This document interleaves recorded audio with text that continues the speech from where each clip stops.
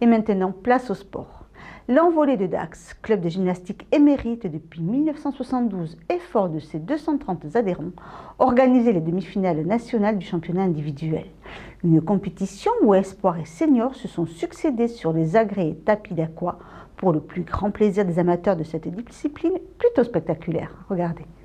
Pour la seconde journée de la demi-finale, Benjamine, Minime et Cadette, soit environ 70 gymnastes, avaient rendez-vous sur les différents agrès pour être évalués et tenter d'accéder à la finale nationale.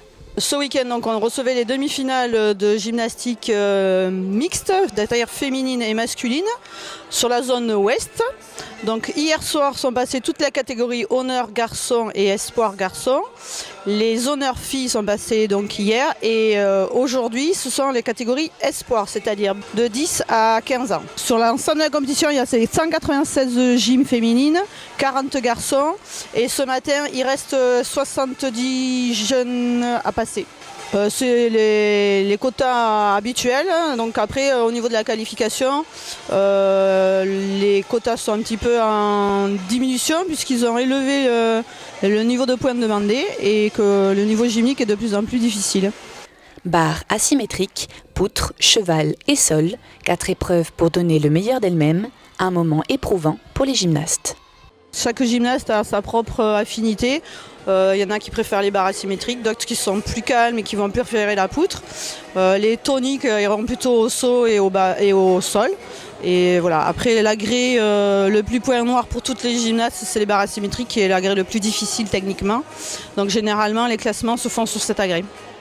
Aujourd'hui, les filles ne s'arrêteront pas sur la difficulté des barres, mais plutôt sur celle de la poutre. Le plus dur, ça a été le sol. Et le plus facile, les barres. Moi j'ai préféré le sol parce que j'ai réussi et que j'ai pas chuté.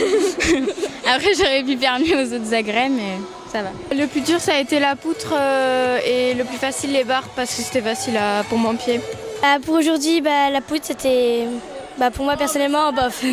Le plus dur ça a été la poutre et le plus facile ça a été les barres. Mon sol parce que j'avais une nouvelle chorégraphie. Donc j'ai préféré faire mon sol. Après cette journée de stress, de pleurs et de soulagement, le jury récompensait les meilleurs de chaque catégorie avec des trophées gravés par l'école de bois de Saint-Paul-les-Dax. Il y a une catégorie individuelle, donc il y aura les benjamines, les minimes et les cadettes. Ensuite, il y aura un classement par équipe, catégorie espoir, donc c'est benjamines, minimes, cadettes mélangées. Et ensuite, il y a un classement sur les ligues, donc il y a la Ligue d'Aquitaine, Ligue Poitou-Charentes et Ligue Pays de Loire. Donc là, ils mettent leurs 6 meilleurs gymnastes de toute la ligue et il y a un classement par ligue. L'Envolée de Dax se place ainsi sur le podium. La Dacoise Cécile Galloger se qualifie pour la finale en remportant la première place de la catégorie cadette. Ça s'est passé très bien. J'ai fait une chute en poutre, mais autrement, ça s'est bien passé. C'était bien, après j'ai fait 2 chutes, mais j'essaye de me concentrer, de faire comme à l'entraînement. Et en général, ça marche. Moi aussi, ça s'est bien passé. J'ai fait 0 chute. Et ce que j'ai préféré, le sol, parce que j'avais une nouveauté. Après Dax, c'est à Saint-Amand-les-Eaux, le 19 et 20 mars, qu'aura donc lieu la finale nationale.